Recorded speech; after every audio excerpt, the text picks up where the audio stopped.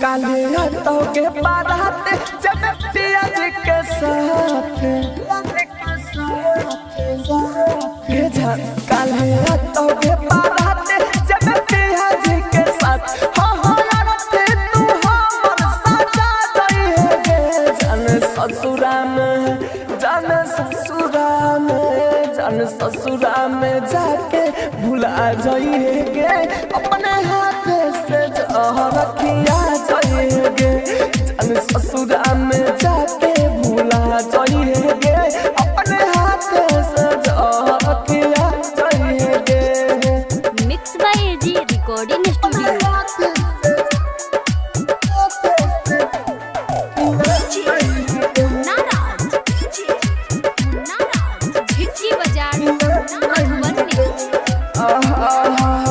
कहियो के जान हम तोरा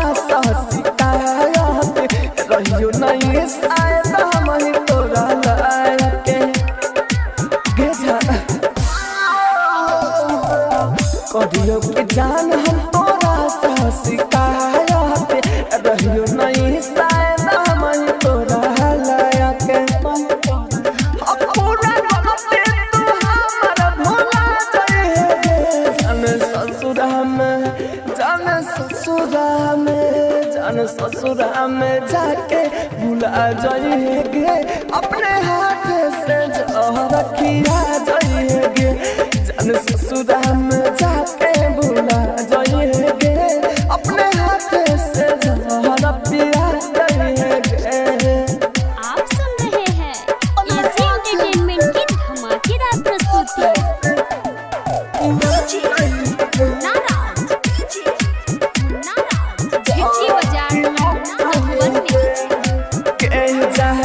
बुझल न डरा तो हमारा के दिल के बन गेल कन्या छोड़ी राइटर सुन लके बुझल न डरा ते हमारा के दिल के बन गेल कन्या तो राइटर सुन लके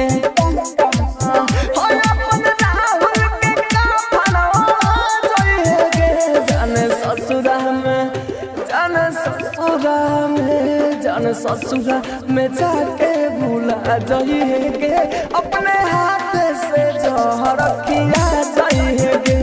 जान ससुरा में जाके भुला जाइए गे अपने हाथ से जहर खिया प्रेजेंटेड बाय माँ दुर्गा म्यूजिक।